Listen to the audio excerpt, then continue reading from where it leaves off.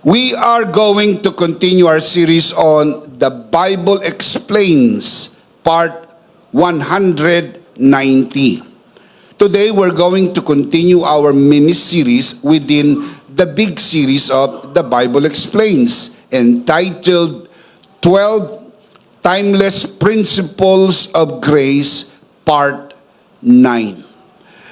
One principle at a time. We discuss the principle, and then we apply it in our everyday life. Let's commit this first to the Lord. Let us pray. Our dearest Heavenly Father, we are so very thankful for this beautiful day. Thank you so much for how you have guided us today. Thank you so much for the wonderful praise and worship. Thank you so much for these beautiful people. Thank you so very much that you have found us in your house today to honor you, to worship you, and to receive your word.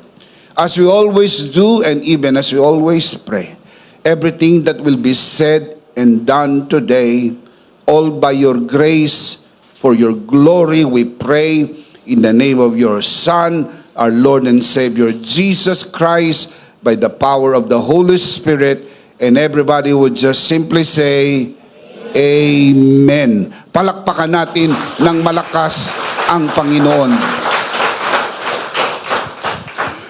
We already discussed the first 8 timeless principles of grace. Today, we're going to add one more principle.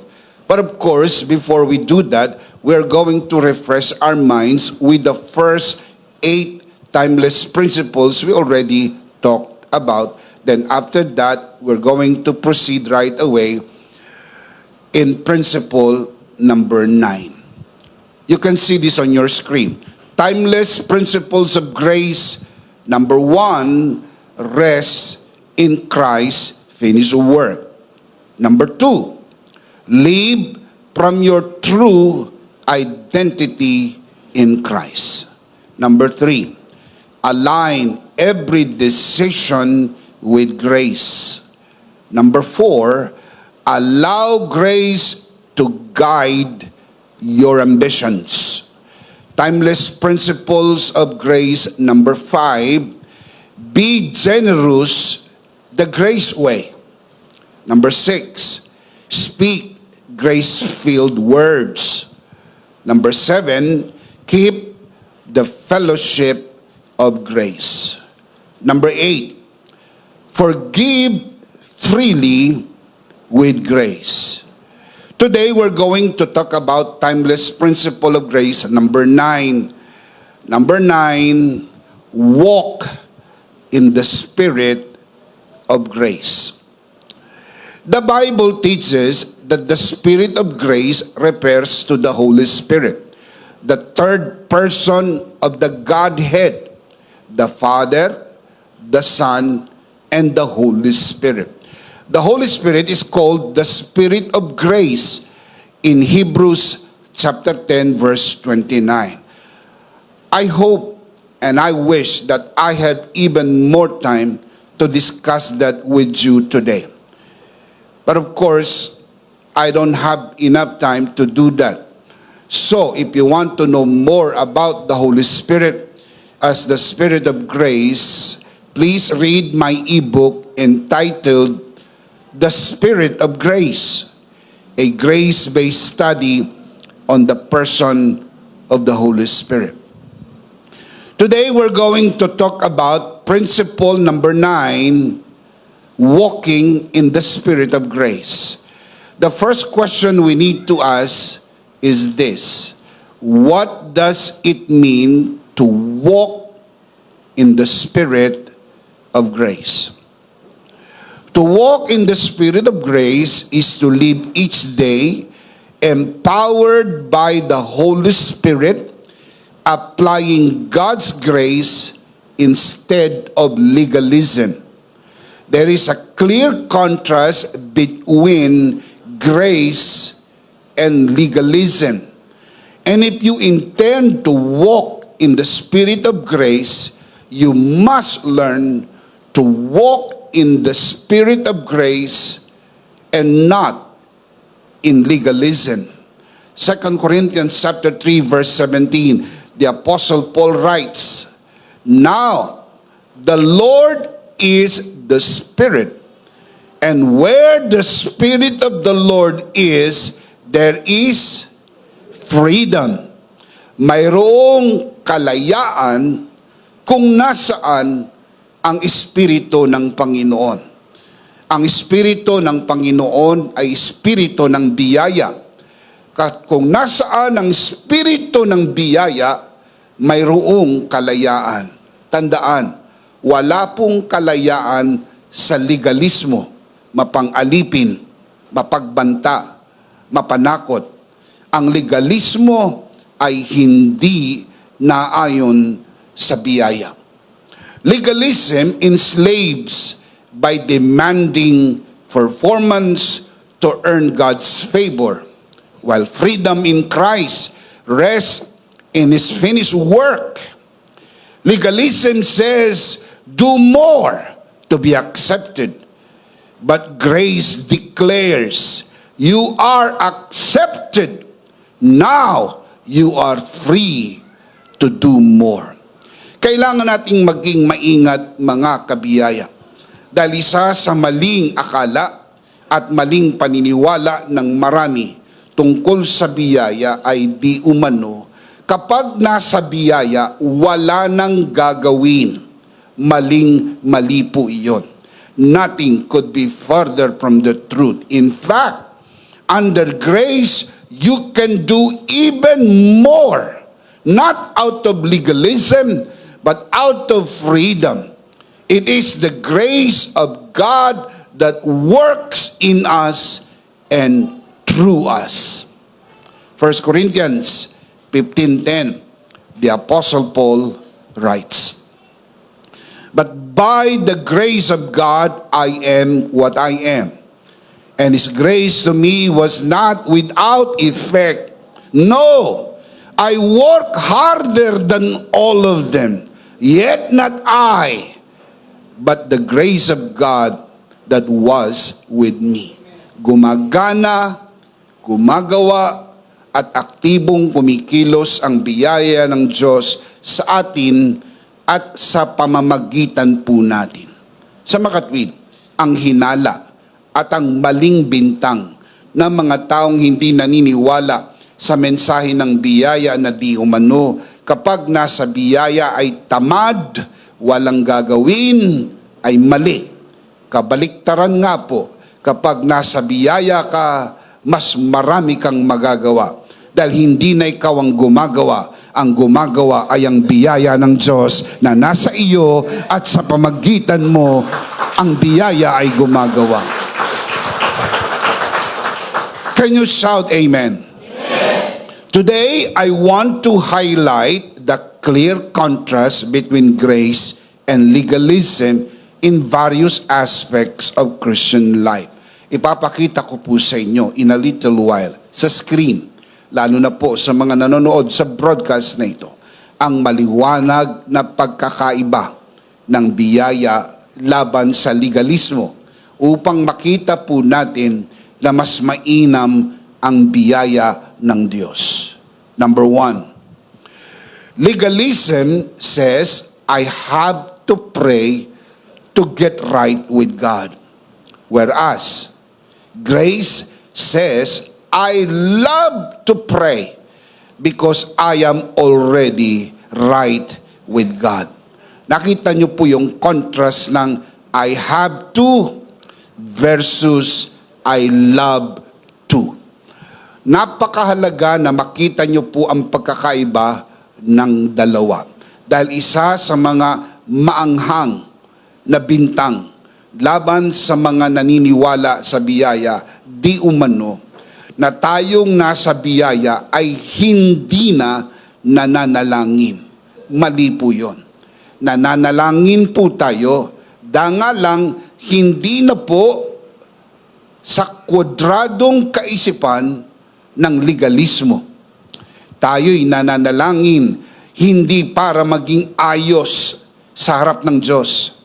inayos muna tayo ng biyaya ng Diyos. Ngayon, gustong-gusto na nating manalangin dahil ayos na tayo sa harap ng Diyos. Can you say amen? Give Him praise. Praise God. Grace transforms prayer from a duty into a delight. Legalism strives for acceptance, but grace starts with acceptance. We don't pray to earn God's favor. We pray because we already have God's favor in us. If you believe that, shout amen. Palakpakan muna si Lord. Hallelujah! Come on, give Him praise. Praise God. Grace is simply beautiful. Can you say amen? Amen? Prayer is not a requirement to be right with God. It is a joyful response to the righteousness we already have in Christ. Remember, tayo naging matuwid sa harap ng Diyos, hindi dahil sa panalangin, hindi dahil sa paulit-ulit na panalangin, hindi dahil sa mahabang panalangin. Naging matuwid tayo sa harapan ng Diyos dahil si Kristo ang ating naging katuwiran. Can you say amen? Amen. He who knew no sin became sin, that we might become the righteousness of God in Christ Jesus. 2 Corinthians 5:17. Keep in mind that what made us right with God is not your prayer, but Christ and His finished work. Colossians chapter 1 verse 22, the Apostle Paul writes, "But now He has reconciled you by Christ's physical body through death, to present you holy in His sight, without blemish and free from accusation." Can you say amen? Amen. Number 2, legalism says, I have to read my Bible to prove I'm faithful.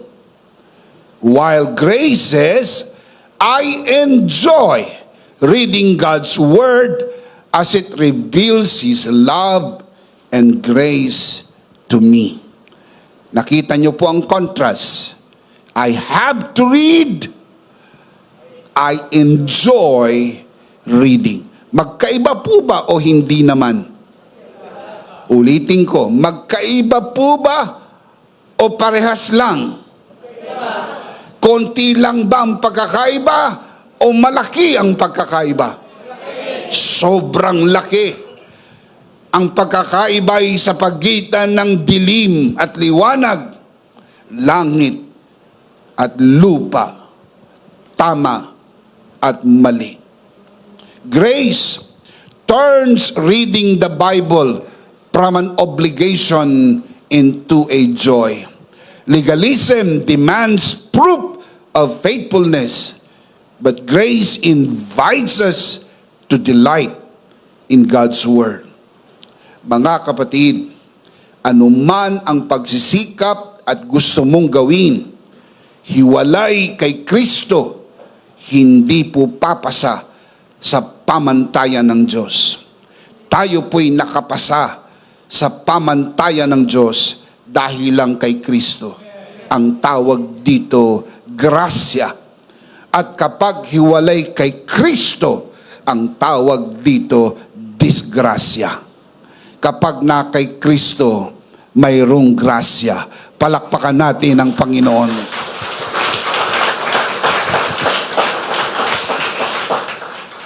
We don't read to earn His approval.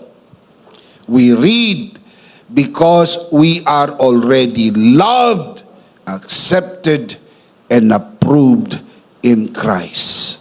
Psalms 119, verse 103. The psalmist writes, how sweet are your words to my taste, sweeter than honey to my mouth. Ganyan ang panlasa ng mga taong nasa biyaya. Ramdam niya ang tamis ng salita ng Diyos. Jeremiah 15:16, when your words came, I ate them.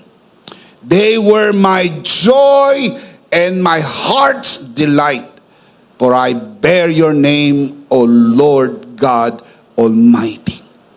Ang damdamin ng propetang Jeremias ay mayroong kagalakan at mayroong kasiyahan patungkol sa salita ng Diyos. Kung ganito ang damdamin ng propeta na nabuhay sa lumang kasunduan, anong damdamin mayroon tayo? Dapat tayong nabubuhay sa mas mainam na kasunduan. Laging tandaan, ang lumang kasunduan ay ang kasunduan ng Diyos sa tao. Bagaman alam ng Diyos na hindi matutupad ng tao ang kanyang parte sa bagsak niyang kalagayan, kaya inintroduce ng Diyos ang sacrificial system na sa tuwing mabibigo ang tao, kailangan niya maghandog ng dugo sa ibabaw ng dambana para matakpan ang kabiguan ng tao. Sa bagong kasunduan, ang kausap ng Diyos ay hindi na ang tao. Ang kausap ng Diyos ay ang kanyang bugtong na anak. Ang sino mang nasa kanyang anak ay pinatawad na sa lahat ng kasalanan, pinagpala, pinaburan at may mainam na buhay. Shout amen. At dapat ang damdamin po natin patungkol sa salita ng Diyos ay hindi mula sa legalismo na parang napipilitan tayong magbasa, kinakaladkad ang sarili, at parang kailangan nating may patunayan sa Diyos. Mahaba na ang nabasa ko, marami na ang nabasa ko, para masabi man lang ako'y matapat. At ang laking sakit ng loob na pag nalaman mo, mayroon palang taong mas matapat sa iyo dahil mas marami ang nabasa, mas mahaba ang nabasa. At sa halip na ma-enjoy mo ang pagbabasa, naging isang mabigat na pamatok na parang napipilitan ka na lang para mayroong patunayan. Maling-mali ang ganitong kaisipan sa ilalim ng legalismo. Hayaan niyo pong sabihin ko sa inyo sa araw na ito, sa biyaya ng Diyos, mayroong kalayaan. There is freedom in the grace of God. You are free to enjoy reading the Word of God. Can you say amen? Amen. Number 3. Legalism says, I must go to church or God will be displeased and will punish me. Whereas, grace says, I want to go to church to enjoy fellowship with my brethren in Christ. I want to go to church. Yun ang sabi ng grasya. Ang sabi ng legalismo, I must go to church. May pagkakaiba po ba o wala? Mayroon. Maliit lang ba ang pagkakaiba o malaki? Napakalaki ng pagkakaiba. Kahit bulag, makikita ang pagkakaiba. Kitang-kita. Malaki ang pagkakaiba. Sa biyaya may kalayaan. Sa biyaya mayroong kalayaang gawin ang gusto mong gawin. At sigurado ako, pag nasa biyaya ka, gusto mong pumunta sa bahay-sambahan at sambahin ng Panginoon sa Espiritu at katotohanan. Shout amen. Come on, give Him praise, give Him praise, give Him praise. Everybody shout, I want to go to church. I love to go to church. Hindi ka pumupunta sa simbahan dahil natatakot ka na ikaw ay parusahan ng Diyos. Di yata di nila naintindihan ang tinapos na gawa ni Kristo. Sa krus ng Kalbaryo, kinuha ng duguang katawan ni Kristo ang lahat ng parusa ng ating kasalanan. Pinatawad na tayo ng Diyos sa lahat ng ating mga kasalanan at pagkukulang at pagkakamali. Shout Amen! Sa pamamagitan ng tinapos na gawa ni Kristo, natanggap natin ang masaganang biyaya ng Diyos. Tayo napatawad at naging matuwid sa harap ng Diyos. At dahil ito na ang ating tunay na kalagayan, sigurado ako, gustong-gusto mong pumunta sa bahay-sambahan at sambahin ang Panginoon sa spirito at katotohanan. Ganyan po ba ang inyong damdamin? Palakpakan natin ang Panginoon. Praise God, praise God, praise God. Thank you, Jesus. Grace transforms our motivation. Legalism sees church as an obligation to avoid punishment. But grace sees it as an opportunity to enjoy fellowship with the believers. We love being in His presence with His people. Grace makes worship a joyful response, not a duty. Mga kapatid, kapag natanggap mo na ang masaganang biyaya ng Diyos, lumalagpas ka na sa linya ng duty into something that you enjoy doing it. Mga kapatid, pwedeng gawin ang isang bagay dahil trabaho mo. Pero pwede mo rin gawin ang isang bagay, bagaman trabaho mo, ay nai-enjoy kang gawin ang trabaho mo. Naiintindihan niyo po ba ibig kong sabihin? You pass the line. Psalms 84 verse 10. The psalmist says, better is one day in your courts than 1,000 elsewhere. I would rather be a doorkeeper in the house of my God than dwell in the tents of the wicked. Psalms 122 verse 1. Further, the psalmist writes, I was glad when they said to me, let us go into the house of the Lord.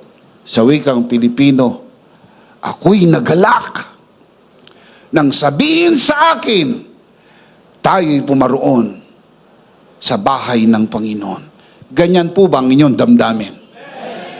Kapag natanggap mo ng masaganang biyaya ng Diyos, mayroong kagalakan, mayroong padyak sa iyong paa na pumunta sa bahay-sambahan, makasama ang mga kabiyaya para sambahin ang Panginoon sa spirito at katotohanan. Palakpakan natin ng malakas ang Panginoon.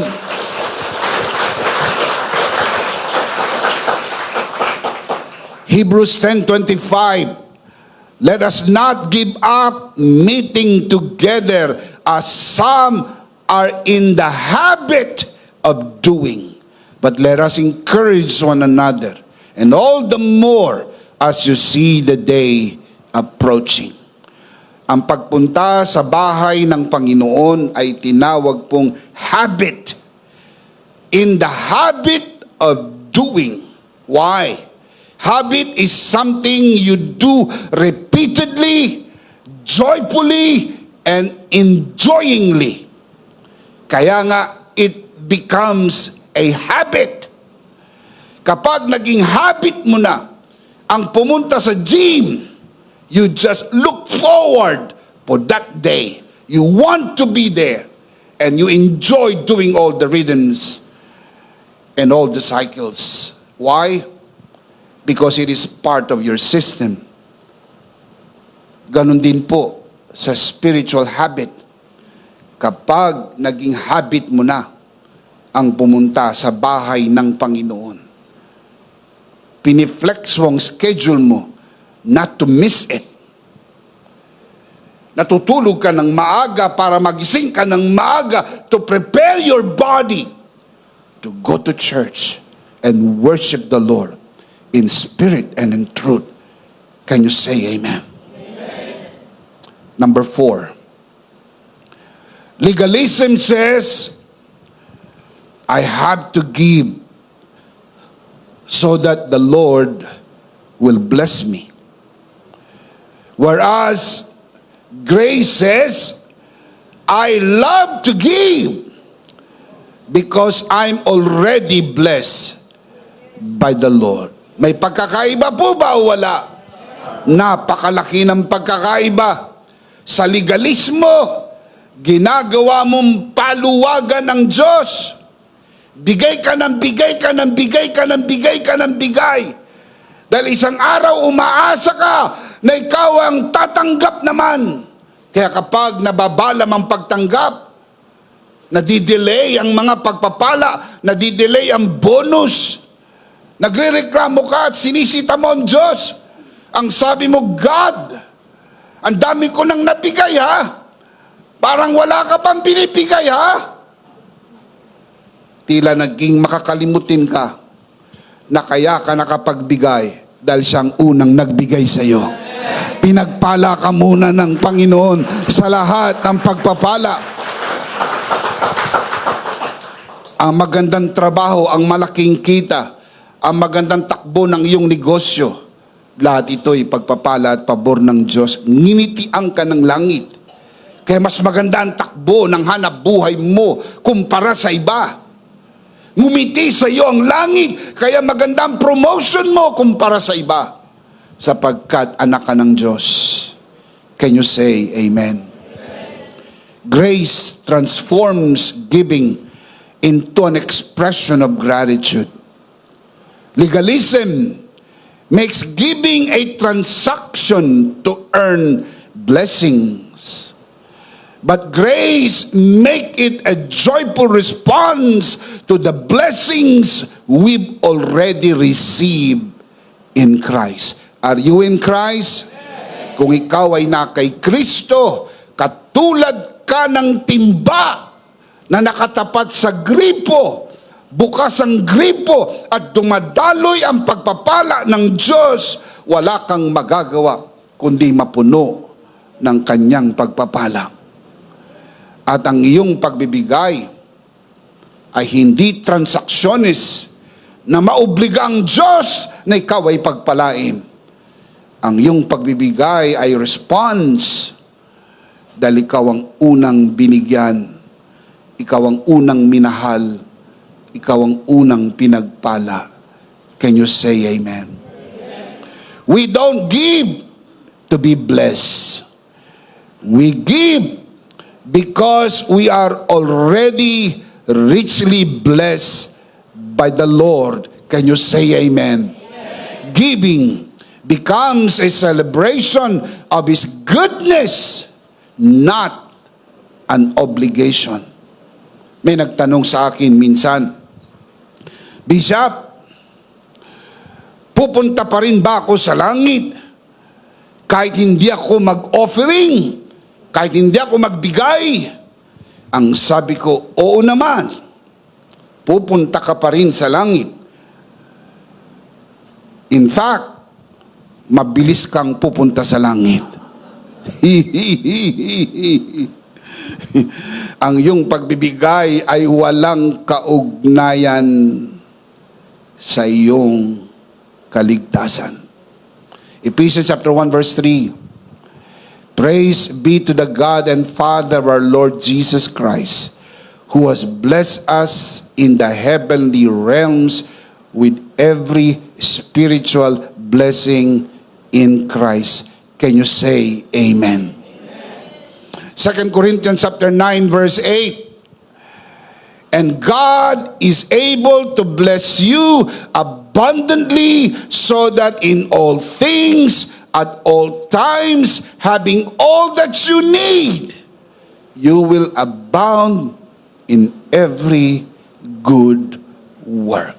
Can you say amen? Amen. Ang iyong pagbibigay ay response sa biyaya ng Diyos na nagbigay sa iyo ng lahat. At dahil nasa iyo na ang pagpapala ng Diyos, you are now well and able to give and even do good works through your faithful giving. Number 5. Legalism says, I must share the gospel, for God holds me accountable for unbelievers' blood. While grace says, I want to share the gospel because it is the power of God to save unbelievers. Sa legalismo, mayroong pananakot. Sasabihin ng mga pastor o ng obispo na pag hindi ka nag-evangelize, pag hindi ka nag-share ng gospel, sisingilin ng Diyos sa iyo ang dugo ng mga di mananampalataya. Narinig niyo na po bang sinabi yan ng dati niyong pastor? Madalas sinasabi ng mga obispo, mananagot ka sa dugo ng tatay mo, ng nanay mo, ng mga kapatid mo, ng mga kaibigan mo na hindi mo nasharean ng gospel at sila'y namatay at hindi sila nakakilala kay Lord. Lagot ka kay Lord. Mga kapatid, maling-mali ang ganyang uri ng mga pahayag sa himig ng pananakot ay hindi umaayon sa bagong kasunduan. Sa biyaya, ang magandang balita na iyong natanggap, gustong-gusto mong ibahagi sa iba. Sobrang ganda na hindi mo maitago sa iyong sarili. Sobrang ganda na gusto mong ibahagi sa buong mundo ang mabuting balita ng kaligtasan tungkol sa biyaya ng Diyos. So good. So very good. Alam nyo, kapag may magandang balita, hindi mo maitago. Kitang-kita yan sa inyo. Pag nakakain kayo ng masarap, pinopost nyo. Pag nakakuha kayo ng magandang mga bagay-bagay, bagong bahay, bagong sasakyan, bagong kagamitan, pinopost nyo. Kapag kayo ay nakapunta sa isang magandang lugar, pinopost nyo. Bakit? Sapagkat sobrang ganda ng iyong karanasan, hindi mo gustong solohin. Gusto mong ipaalam sa mundo ang ganda ng lugar na ito, ang ganda ng gamit na ito, ang ganda ng mga bagay-bagay na ito, ang sarap ng pagkain na ito. Why? Why are you doing that? You are telling the world kung ano ang iyong naging karanasan. Mga kapatid, kung yan ay totoo sa mga material na bagay, totoong-totoo yan sa spiritual na katotohanan kay Kristo. Tayo'y ginawa ng Diyos ng pinakamagandang bagay. Kaya gusto mo ikwento sa mundo, pinatawad na ako ng Panginoon, pinagpala na ako ng Panginoon, pinaburan ako ng Panginoon, natanggap ko ang biyaya ng Diyos. You want to share the gospel. You just love to share the gospel. Grace changes our motivation for sharing the gospel. Legalism sees evangelism as an obligation to avoid punishment, but grace sees it as a joyful privilege to share the life-changing power of God. We don't share the gospel out of fear of responsibility. We share it because we love seeing lives transformed by God's saving power. Grace empowers us to share, not out of duty, but out of love for others. Mahal mo ang mga tao. Hindi mo gustong sila'y mapahamak.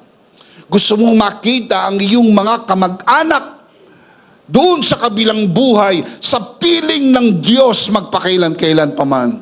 That is why you share the gospel with them. Gusto mong makita ang iyong mga kaibigan sa kabilang buhay, sa piling ng Diyos, magpakailan-kailan pa man. That's why you share the gospel, not out of duty of responsibility, but out of love and care for them. Can you say amen? Amen. Romans chapter 1 verse 15 to 16, the Apostle Paul writes, "That is why I am so eager to preach the gospel also to you who are at Rome." Verse 16, "I am not ashamed of the gospel, for it is the power of God unto salvation to everyone who believes, first to the Jew, then to the Gentile." Look at the feelings. Look at the feelings. Tignan nyo ang mga damdaming ipinamalas ni Apostol Pablo. I am so eager. I am so excited. I am so eager. And I am not ashamed. Yan ang damdamin ng mga taong nasa ilalim ng grasya. Hindi natatakot. Hindi ho natatakot. Siya'y masaya. Siya'y excited. Hindi siya nahihiya. Ibahagi ang pinakamagandang kwento, ang kwento ng tinapos na gawa ni Kristo sa krus ng Kalbaryo. Palakpakan natin ng malakas ang Panginoon. Praise God. Again, timeless principle number 9. Walk in the spirit of grace. Ano pong ibig sabihin nito? To walk in the spirit of grace is to live each day empowered by the Holy Spirit, applying God's grace instead of legalism. Let's see them again. You can see this on your screen. Kung titignan nyo po ang inyong screen, maliwanag na makikita po ninyo ang contrast. I have to, I love to. I have to, I must, I have to, I must. I love to, I enjoy, I want to, I love to, I want to. Under grace, there is so much freedom to do what you want to do and love to do. Yun yung grasya.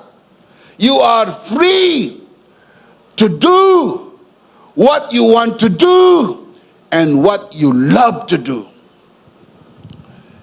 Under legalism, I have to, I must, and there are so much bondages there. There's so much bondage there.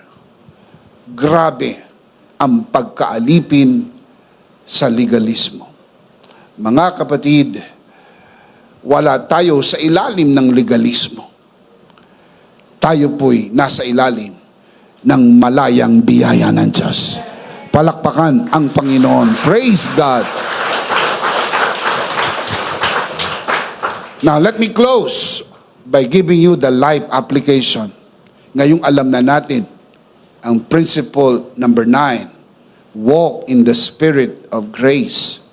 Anong application po nito sa buhay natin? Number 1, do everything in love. Number 1, write it down, do everything in love. Do everything in love reflects the heart of grace. When we act in love, we reflect God's love for us, not as a mere obligation, but as a response to His grace. Take note, grace empowers us to love freely and serve selflessly. In everything we do, love becomes the motive, transforming actions from routine to meaningful acts of grace. Love is the greatest expression of grace in action. As 1 Corinthians 16:14 reminds us, do everything in love. Can you say amen? Number 2, do everything by His grace. Again, do everything by His grace. Do everything by His grace means relying on God's strength, not our own, to accomplish His will. Grace empowers us to live beyond our limitations, turning every task into an opportunity to reflect His goodness. Grabe ang ginagawa ng biyaya ng Diyos sa buhay natin. It is not about striving, but trusting that His grace is sufficient for every task in every moment. As Philippians 4:13 reminds us, I can do all things. How many things? I can do all things. How many things? I can do all things through Christ who strengthens me. Kaya sa ilalim ng biyaya, nagagawa mo ang lahat ng bagay sa pamagitan ng kanyang biyaya, kanyang lakas, kanyang talino, kanyang husay, sapagkat hindi na ikaw ang gumagawa, kundi ang biyaya na ng Diyos ang gumagawa sa iyo. Can you say amen? Amen. Number 3, do everything for His glory. Do everything for His glory. Do everything for His glory means living with purpose of reflecting God's goodness in all we do. It is not about seeking recognition, but about honoring Him through our actions, big or small. Mga kapatid, maliit man o malaking gawain, pag nagawa mo yan sa kanyang biyaya, kaya dapat sa kanya ang kapurihan, sa kanya ang kaluwalhatian. Dahil hindi ikaw ang magaling, magaling ang biyaya ng Diyos na nasa iyo at gumagawa sa iyo. Shout amen. Ang biyaya ng Diyos ay proteksyon sa puso mo na huwag kang maging mayabang. Huwag maging Lucifer na itaas ang sarili, kundi ang biyaya rin ang nagaganyak sa atin. Ibaba natin ang ating sarili upang maitaas ang Diyos sa buhay natin. Tulad ng sinabi ni John the Baptist, I must decrease, He must increase. Kapag naitataas ang Diyos, alam mo, biyaya ng Diyos ang bida. At kapag bida ang biyaya ng Diyos, ikaw ay patuloy na napagpapala. Enjoy the rain. Sing in the rain. Dance in the rain. But never ever steal the thunder. The thunder belongs to God alone. Can you say amen? Grace empowers us to serve and work with a heart that desires to magnify His name, knowing that He is the source of all strength and ability. Every task becomes meaningful when done for His glory. 1 Corinthians 10:31 reminds us, whatever we do it all for the glory of God.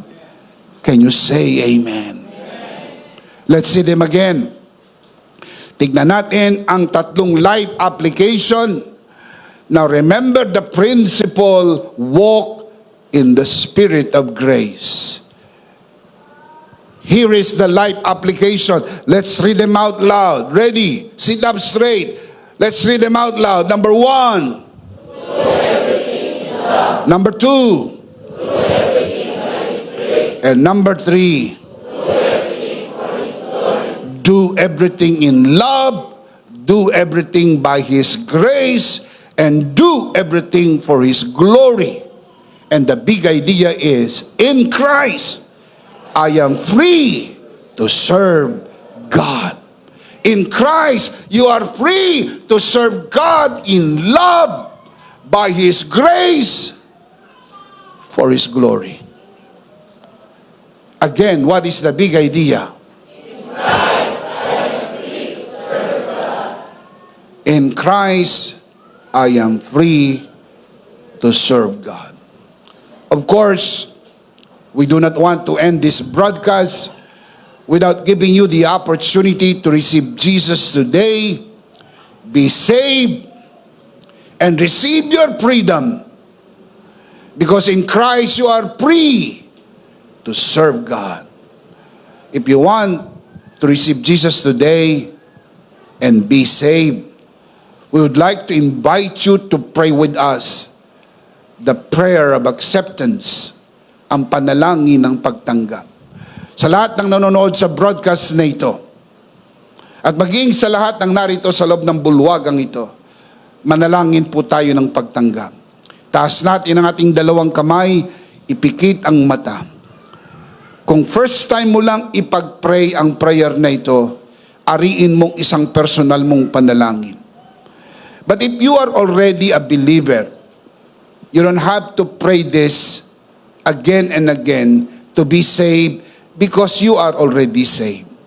But I am asking your good heart to pray with us, alang-alang po sa ating mga visitors sa loob ng bulwagan na ito, lalo na sa mga nanonood sa broadcast na ito. Taas ang dalawang kamay, ipikit ang mata, at sumunod sa panalangin ng pagtanggap, malakas na panalangin. Panginoong Jesus, ako po'y makasalanan, hindi ko po kayang iligtas ang aking sarili. Ako'y mapapahamak ng hiwalay sa iyo. Narinig ko po ang mabuting balita. Ako po'y naniniwala. Tinatanggap kita sa aking puso bilang aking Panginoon at aking tagapagligtas. Salamat po, pinatawad mo na ang aking mga kasalanan. Isinulat mo na ang aking pangalan sa aklat ng buhay. Sa pangalan ni Jesus, Amen. Ako na lang po mananalangin, Ama, sa oras na ito, itinataas ko po sa harapan ng sinuman sumunod sa panalangin ng pagtanggap sa unang pagkakataon sa loob ng bulwagang ito, lalo na po sa mga nanonood sa broadcast na ito. Tinataas po namin sila sa iyong harapan na sila'y lumago sa biyaya at sa bagong natagpuang pananampalataya sa pangalan ng Panginoong Hesus. Tayong lahat ay magsabi ng Amen. Palakpakan si Lord. Amen. Amen. Praise God. Praise God. Praise God. Isang beses pa, malakas, sabay-sabay. Ano po ang big idea? In Christ, I am free to serve God. Atin pong kunin ang atin pong communion elements and let us serve God with this Holy Communion.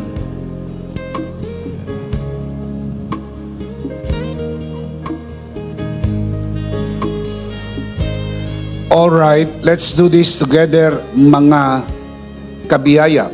Hawak-hawak po natin ang pinakamakapangyarihang simbolo ng tinapos na gawa ni Kristo sa krus ng Kalbaryo. Itong aral na tinanggap ko sa Panginoon at ngayon naman ay binibigay ko sa inyo.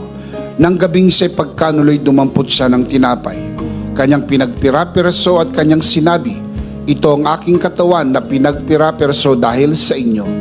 Gawin niyo to bilang pag-alaala sa akin. Sabay-sabay po natin gawin.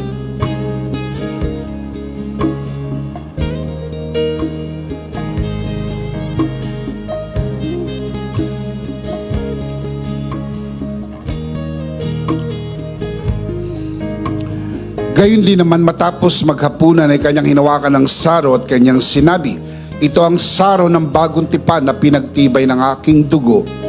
Gawin niyo to bilang pag-alaala sa akin. Sabay-sabay po natin gawin.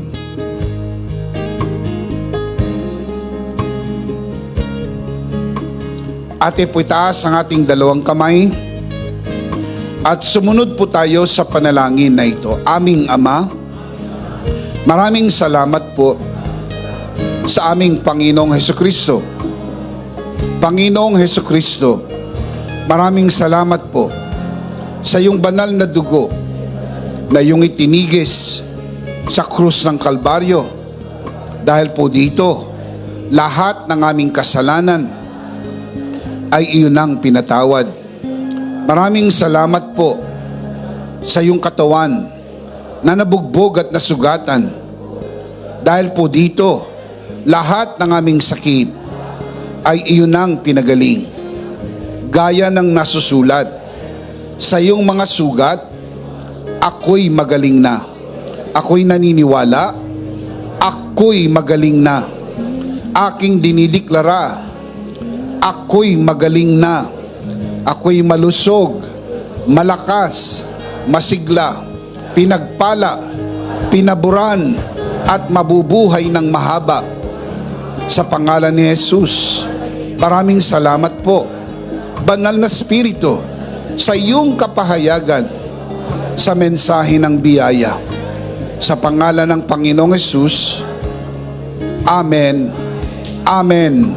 Palakpakan si Lord. Praise God, praise God, praise God. Isang beses pa, malakas, sabay-sabay. Ano po ang big idea?